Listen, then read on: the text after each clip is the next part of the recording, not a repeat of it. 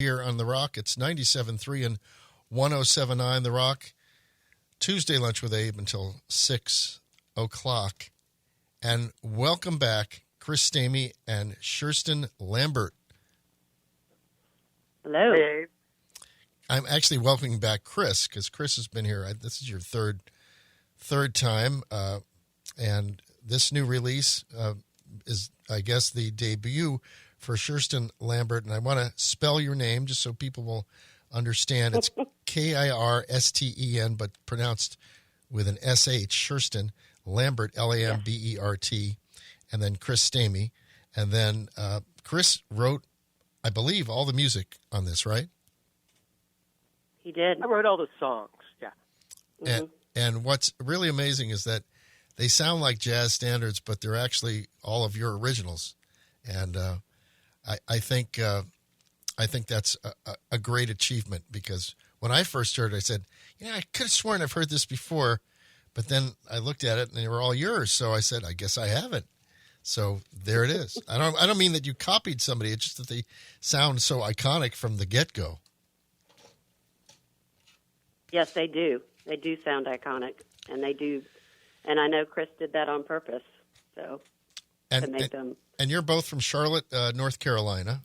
Did you guys? You must have known each other for quite a while before you did this record. Actually, Chapel Hill. I'm sorry, Chapel Hill. I'm sorry. Yeah. Yes. Yeah. Chris has lived all over the place. I guess he's originally from Winston-Salem.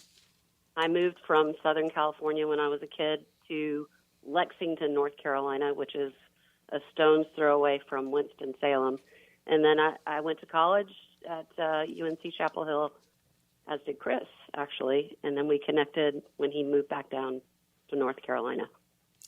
And you've got such an all-star group of people on here. You've got Will Campbell on alto, soprano sax, Dan Davis on the drums, John Brown on the bass, Bill Frisell, Nels Klein, and Scott Sawyer doing guitars, Jim Crew, piano, Chris Stamey and Brent Lambert, additional guitar, Alan Love on the pedal steel, Matt Douglas on bass clarinet, and is it Modrek strings? Modrek strings. Yeah, go ahead, Chris. Yeah, Modrek. It's from Modern Recording. Modrek strings, Jack Krause, Karen Galvin, Laura Thomas on the violins, and Matt Chicharel, Emi Mitsubishi on violas, Leah Gibson on the cello, and then Chris arranged and conducted all of this. And the album is titled From a Window to a Screen, and that was one of the tracks that featured on your last record, Chris, wasn't it? I did a record during the pandemic as a benefit for Music Cares originally with Peter Holzapfel, and that song is on there, yes. Right, I thought so. And how did you get Bill on this? I mean, not how did you get him, but how did you? I mean, you must know him, obviously. I mean, he's on so many people's records lately. I know he's doing a lot of his own work, but I see him as a guest on so many recordings. And so, have you? Well, I guess I was the one who asked, and he was part of a scene that coalesced around a club called the Knitting Factory in New York when I still lived there. And I'm trying to put a year on it, but it might be, I don't know, in the early 90s, late 80s. I would, and he would do these marvelous performances, just him and an old-fashioned electro-harmonic 16-second loop machine. It's fantastic stuff. But basically, we got him on here by just asking him. I said, "Do you want to do this?" And he said, "I'd love to." He did play remotely, which I hope if we do another one and be involved, we'd all do it at the same time. I think most everything else here in terms of the core band was done live. Kirsten sang with the band, and most all the vocals are from those sessions. But Bill did add his, and Niels Klein also added later. And Kirsten, you're not only a singer, but you're also, if I'm not mistaken, a realtor, right? I am. I'm a real estate agent. Yes. So, you got to pay the bills. So That's how I pay the bills. Well, I'm glad to hear, because a lot of musicians can't pay their bills because they're not real estate agents. Oh, believe me, I know. I've been in the music business for years and years. My ex-husband and I owned an audio mastering studio called The Kitchen Mastering that we started in 92. And, I met a lot and became friends with a lot of musicians and saw so many talented people who, never made a dime. So I'm very well aware of the struggles of musicians. So I hope at one point that can change. But yeah. Well, let's dive right into this is What Is This Music That I Hear? Kirsten Lambert on the rock.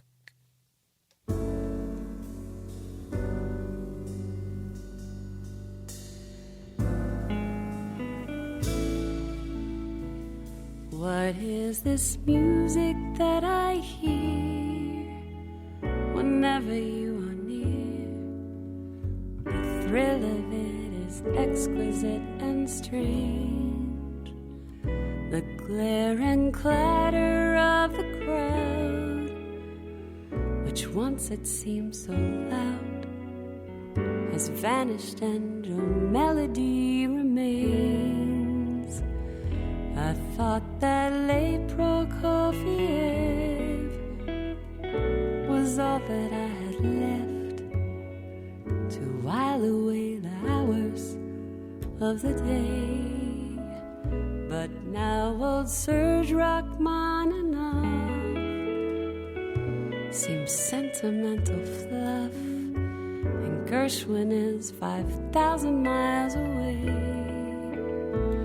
What is this music that I hear? What is this music that I hear? Each time I find you standing there. What is this music that I hear?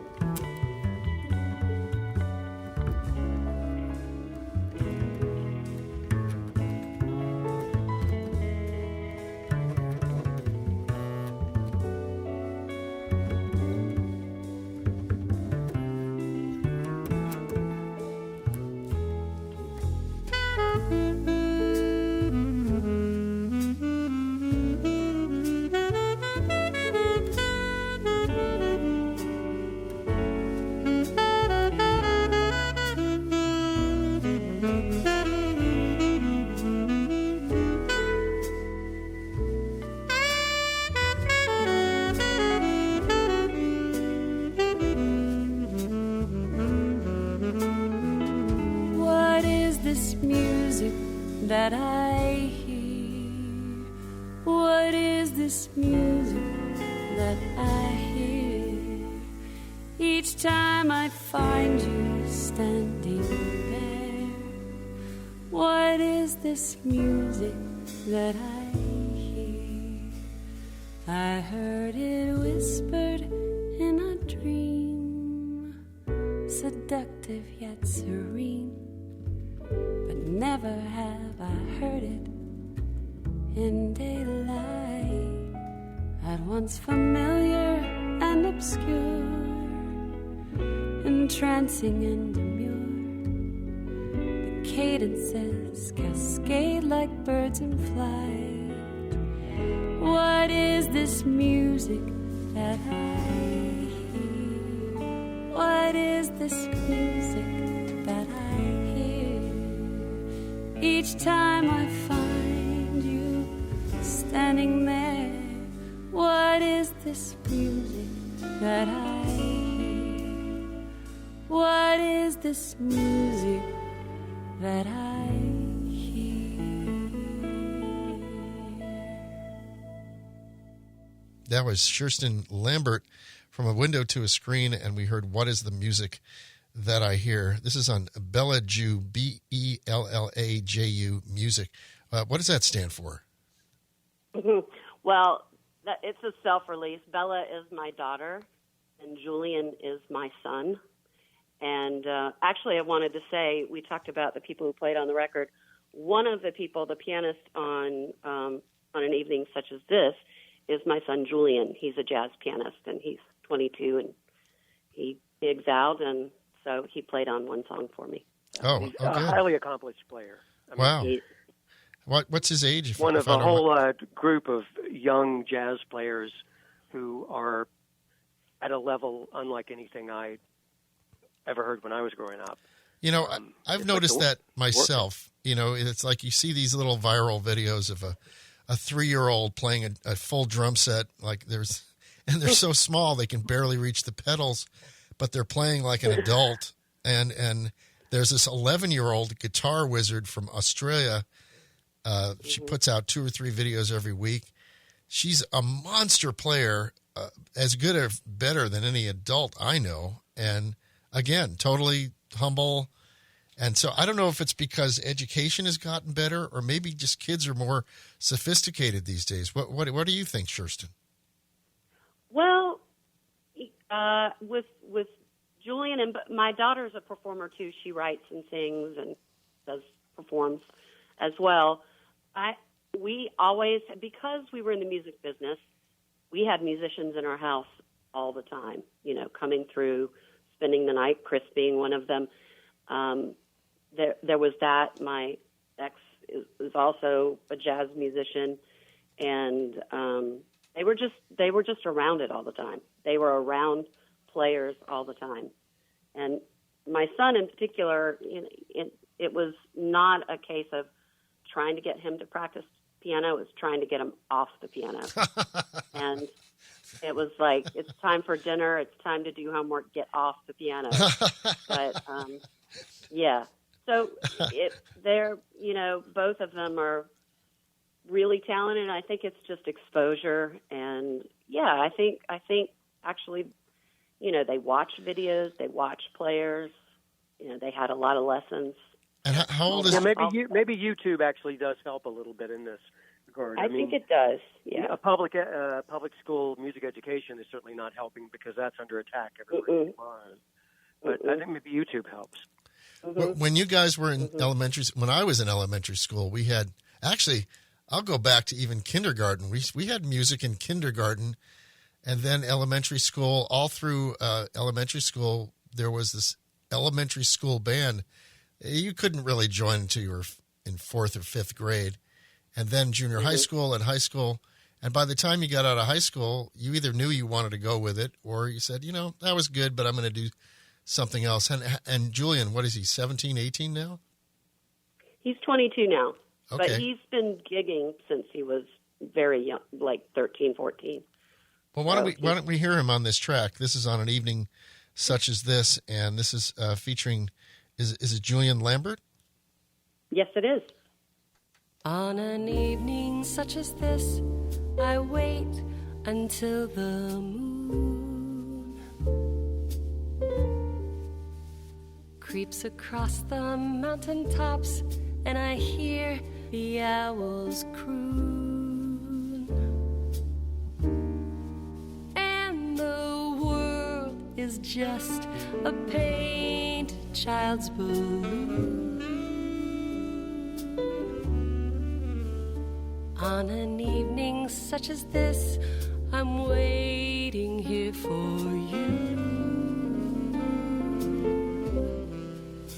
I spend the hours of the day dreaming of the night,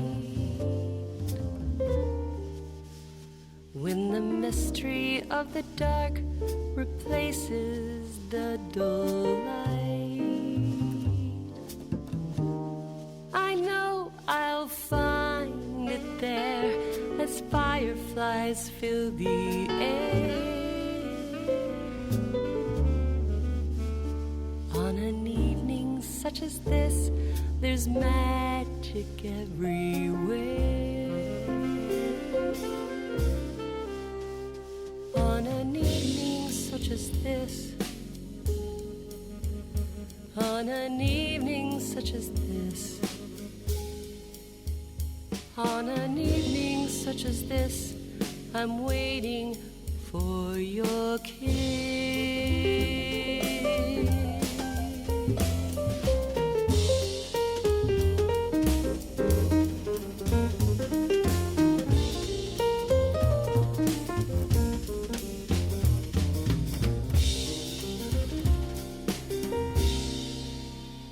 There's an orchestra of 13 kinds of nightingale, and the bullfrogs and cicadas join to make it swell.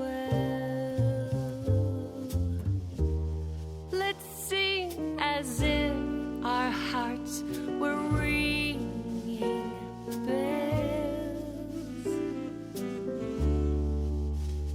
on an evening such as this, with two such ne'er-do-wells. On an evening such as this, we're two such ne'er-do-wells.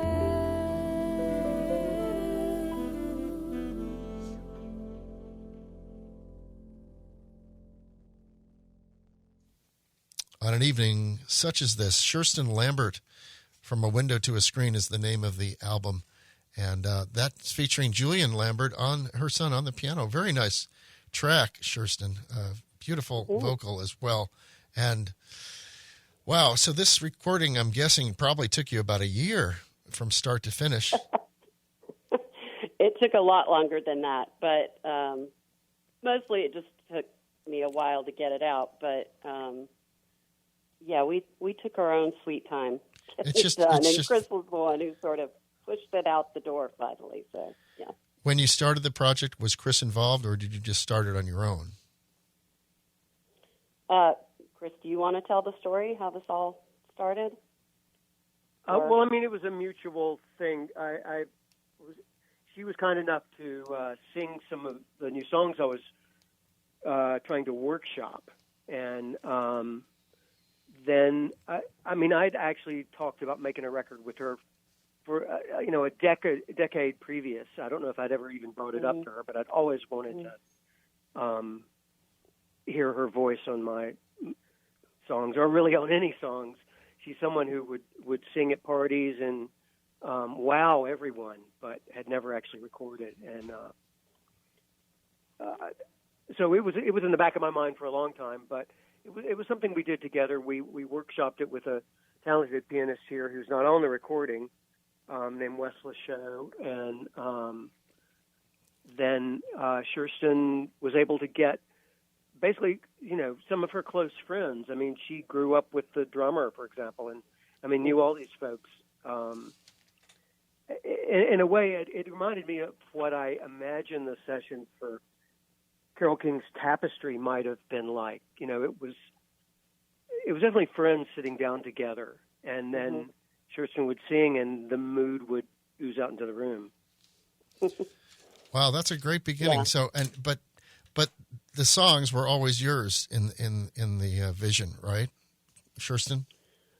The songs that we started workshopping were some of Chris's older songs, and we were working through them because they were pop songs, and Wes and Chris and I were thinking about arrangements to make them work in a more jazz way with room for improvisation, and then Chris started writing, and I hope I'm not stepping on you, Chris, but I think after that, after we workshopped a few of the older songs, he started writing some new songs. And specifically for Kirsten's voice and for the lineup. It was very inspiring. And I know that she loved, I've heard her sing in Portuguese a lot. She loves bossa nova and Jobim. So, for example, I wrote The Woman Who Walks the Sea with some of those tonalities. It really was, I was like somebody handed me the keys to a 757 jet, and where could it go? Kirsten, where do your influences come from in terms of your vocal style? Do you recognize certain personalities or historical figures? Yes. Well, my dad is a big jazz guy, and I listened to his records all the time. He had Chet Baker Sings. He was in L.A. back in the late 50s, early 60s, so he saw everybody. Oscar Peterson I listened to a lot growing up. Of course, Ella and Nancy Wilson I loved. Those are some of my... But I think, like, vocally almost, I feel like I'm more of a Chet Baker vibe. Oh, that's great. Chet Baker vibe. I hear a little bit of a Sarah Vaughan vibe, too, if that's something. Yeah. Mm-hmm. I would love that, that's for sure. Well, let's play that that Portuguese influence tune, The Woman Who Walks the Sea. This is Kirsten Lambert on the Rock.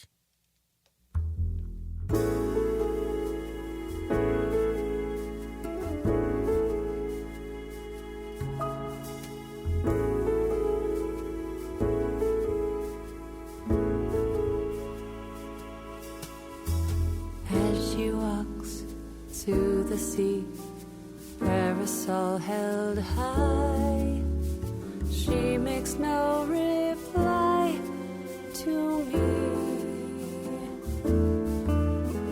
Children run across the sand, seagulls in the sky sing their plaintive melody. As she walks through the waves, no one sees her there, hiding in their holiday.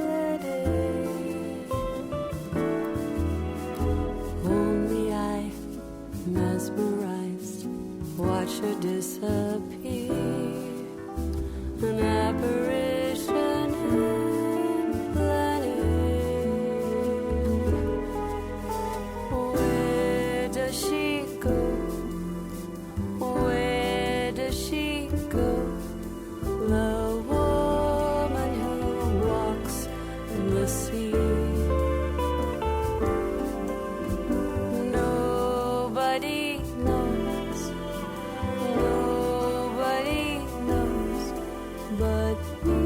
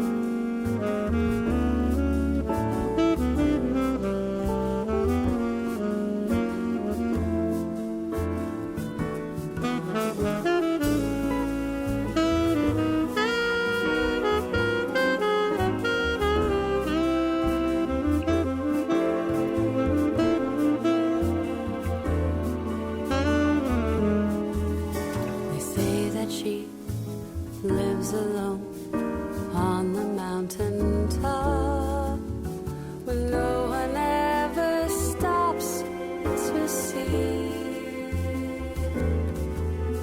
There is a cat, amber and fat, who follows close behind. He doesn't seem to mind the breeze. Where does she go? Where does she go? The woman who walks the sea. Nobody knows. Nobody knows but me.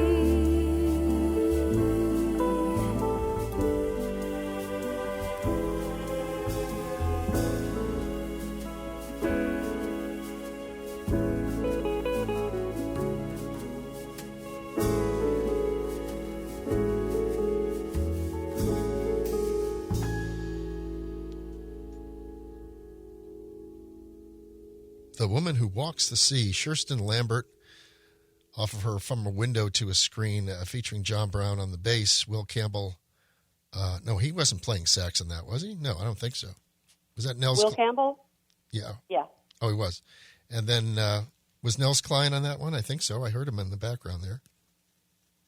No, I think I'm on guitar on that, and maybe Brent Lambert is on guitar on that. Mm-hmm. But it's Jim Crew and Dan Davis. That is such a wonderful vocal. Were you classically trained by any chance, Kirsten? No, no. I grew up in a church like a lot of people did back in the day, sang in choir. And several years ago, probably about 15 years ago, I started developing a lot of hoarseness where I honestly didn't think I was going to be able to sing again. And so I went to a speech pathologist over at the hospital here and worked with her for several months. And then she was also a voice teacher, so I continued to work with her for a couple of years. So that kind of laid a better foundation for me vocally. Why do you think you were going hoarse? Not using my voice properly. Oh, okay. I mean, I'm always hearing you got to use your diaphragm. You got to use your diaphragm, and yeah. Making sure you breathe correctly. All those things that vocalists know how to do, and sort of I took for granted until it started, giving me issues, and then I had to really pay attention. So, I'm always amazed at touring musicians who have to sing night after night after night. Mm-hmm. How they can keep their voice in such great shape when they're doing hundreds of dates every year, and 3-4 hours per date. That's a lot of working out for the voice. And I thought maybe you guys would like to pick one for the next one. Kirsten, what do you think? Artist choice. How about? Okay, I'm going to do the anthem song for Johnny Cash. It's just very anthemic, I think. So. That's funny because that was the one I was going to play anyway. But that's really these are all Chris Stamey songs, and this one, if I'm not mistaken, this one was originally designed for that 1982 album by the DBs, right? No, this was on a record with Peter Holzapfel, and the year escapes me. It was a record called Here and Now. Oh, okay. And so, and this was a tribute to Johnny. Well, I wrote it for him. Rick Rubin was doing those last few records with Johnny Cash, and I thought this would be a good one for him to sing, but it was too late. Did you either of you catch that recent? Well, it was only out for one day. It was a documentary out in theaters with Fathom Events, which has screenings all around the country, and it was largely leaning towards his passion for religion after he almost died in that cave, from what I understand. And the religious stuff aside, it was a fascinating documentary into what he went through as a human being. He just went from the absolute best to the absolute worst to the absolute best again, and then dedicated his life to praising the Lord for the rest of his career. And then if you've seen his very last live performance, it's in this little, I don't know, it looked like a community center or something. And it was in 2003. It just brings you to tears because he's so beautiful. He's such a beautiful human being. And to hear those songs. So I'd love to hear what you do on this. This is Kirsten Lambert and Song for Johnny Cash here on The Rock. This is KEBF, Morro Bay, KZSR, Paso Robles.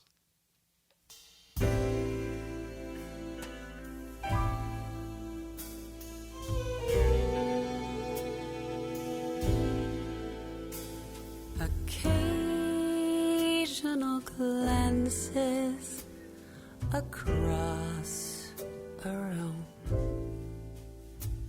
as if there were no one else there.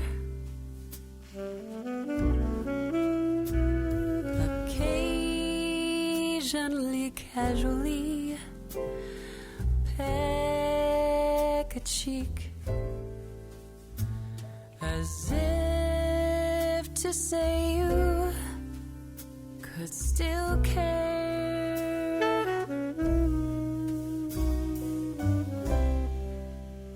Though that was long ago,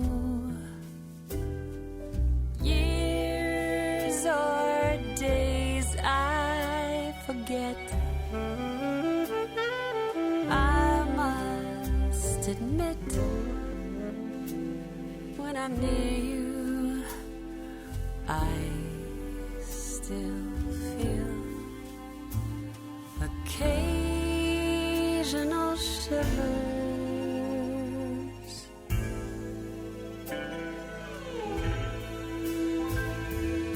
Perhaps you remember the bitter taste. Perhaps you recall with a smile. Perhaps you envision the rapt embrace, the tentative kiss of a child.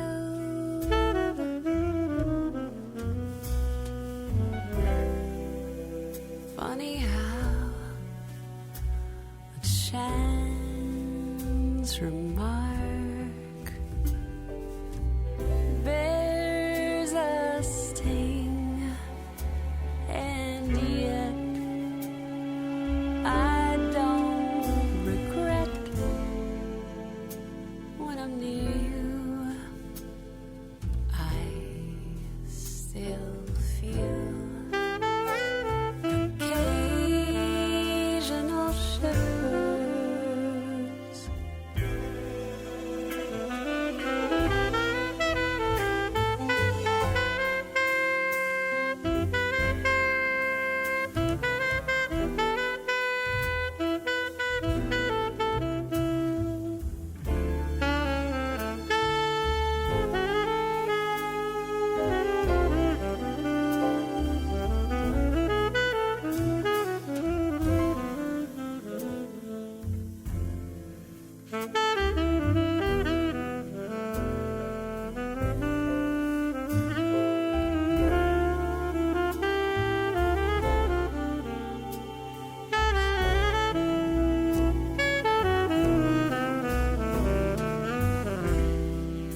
Anyone who had to laugh should hear what we've become.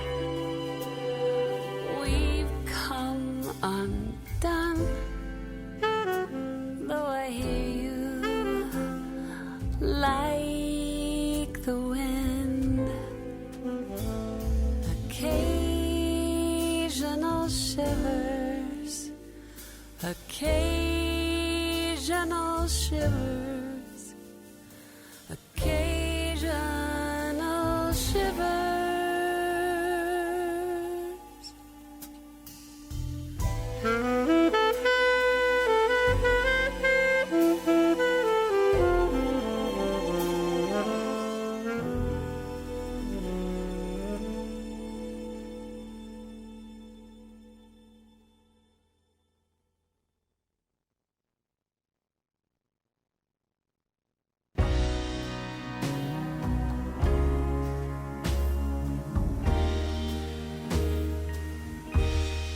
When I'm lost,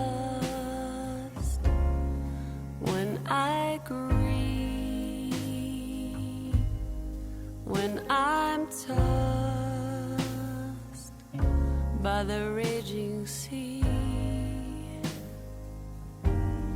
when the wind bends the trees, when I'm alive,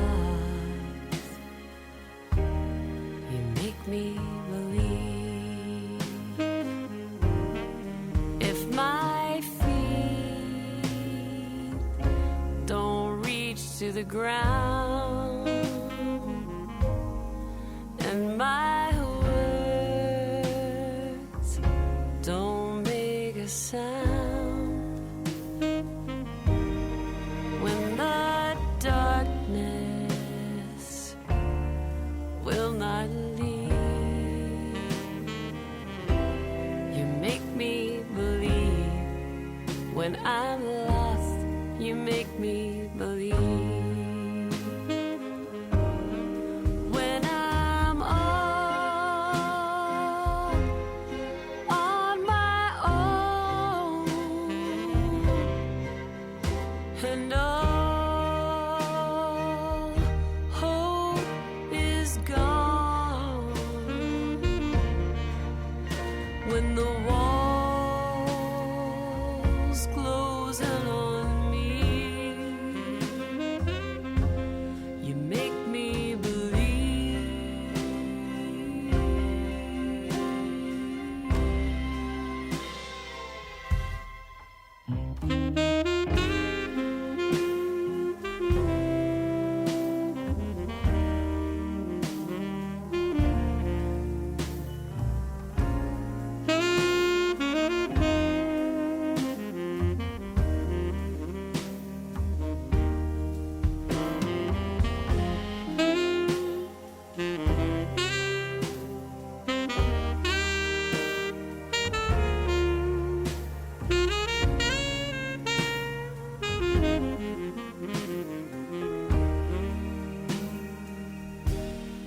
If the door never breaks, if my hope dissipates like sand into the sea, you make me believe. When I'm lost, you make me believe. When I'm lost,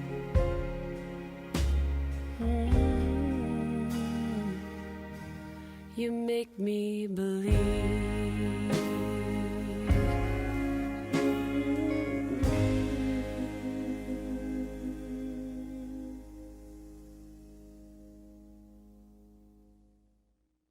Well, happy accidents. I played the wrong track to start that set off with. I played Occasional Shivers. Is that what I played? Yes. Yes. Yeah, I played Occasional Shivers, which was a fine track that Kirsten was going to request after I played Song for Johnny Cash. So it all worked out. And this is all from the album From a Window to a Screen. Kirsten Lambert. She spells her name Karsten. And then Chris Stamey has written all of the songs on this incredible record. And where can they get the physical CD? Because it's got some great liner notes and all that. We go ahead. Go ahead, Chris. It's really only available in stores in North Carolina right now. We put it out digitally in the pandemic, and it hasn't actually gotten in stores. Can you get it from the website? But you can email me, and I will send them out. Well, can they go to your website, Karsten Lambert.com? Is that another place they might be able to get it? Kirsten. Right. Yes. Mm-hmm. Okay, Lambert.com. Yeah, you got it. Good, because it's a really nice design, and I love the art on the cover. Which, let's see, will somebody explain? Oh, it's Memory by Jane Filer. Yes, she's just this fabulous artist who I adore. And I didn't know her at the time, but I had been thinking about using her artwork.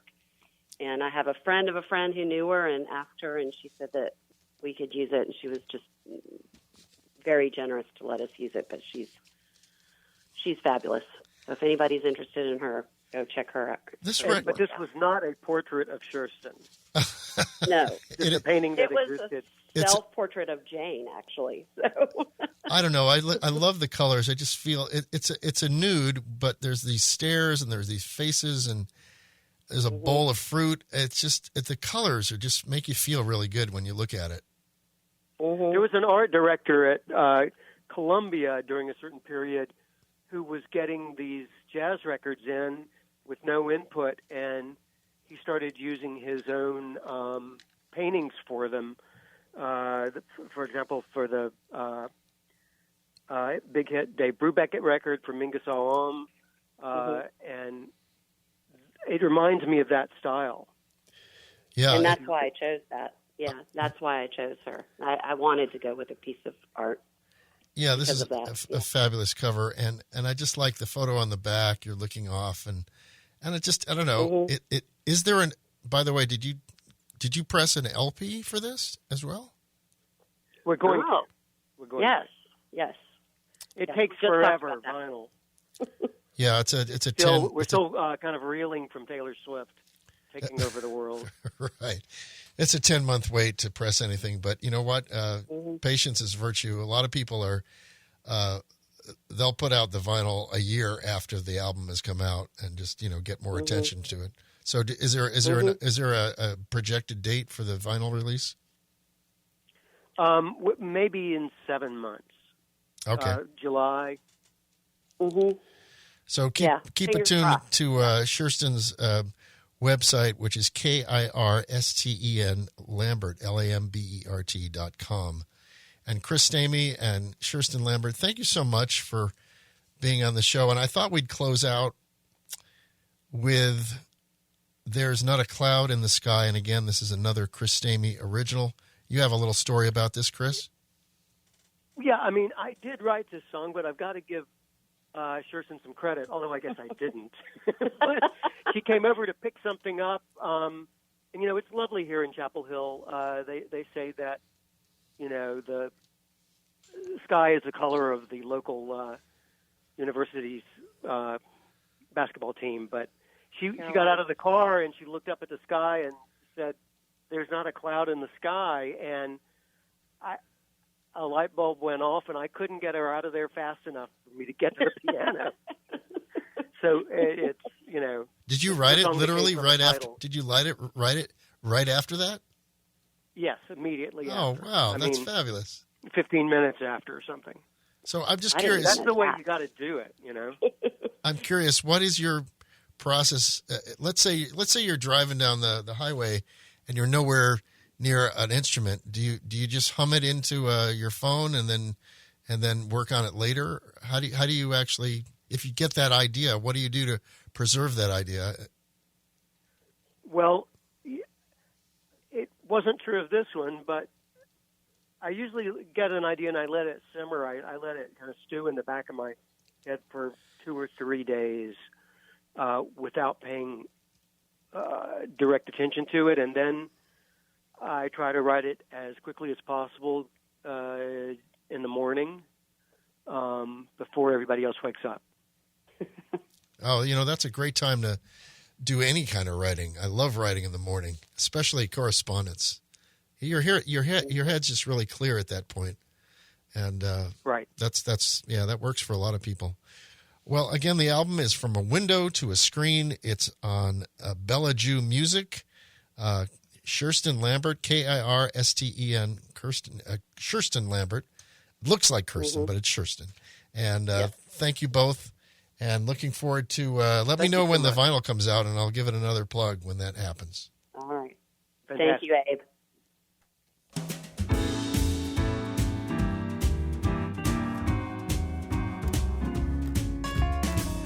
There's not a cloud in the sky. Gone are the tears in my eyes.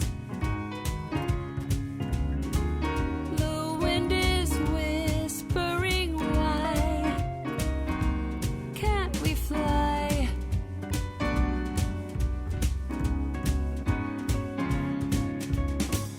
If it were stormy today, I know I'd feel the same way.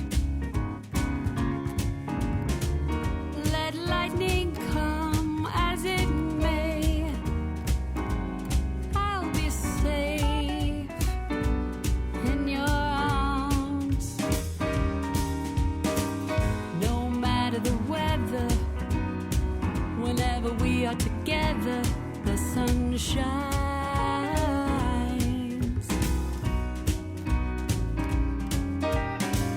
I'm light as a feather, a balloon off its tether, drifting high.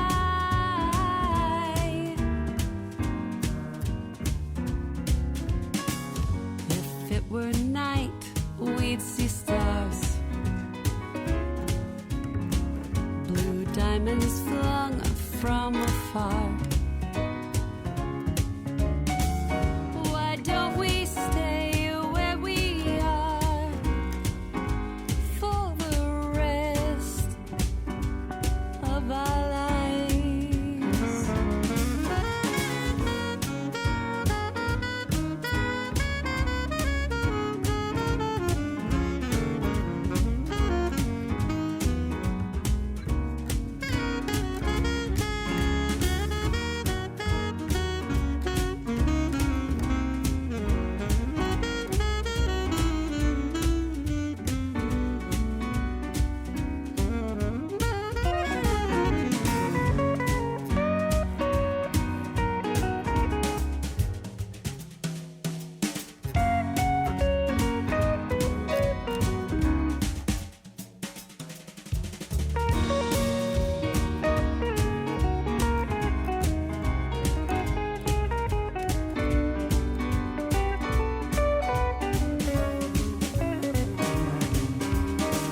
No matter the weather, whenever we are together, the sun shines.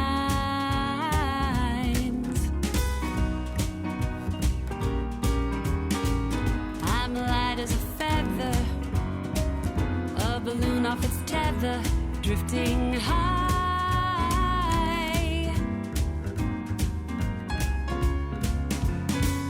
There's not an ocean so wide that isn't pulled by the tide. We're just along for the ride, you and I.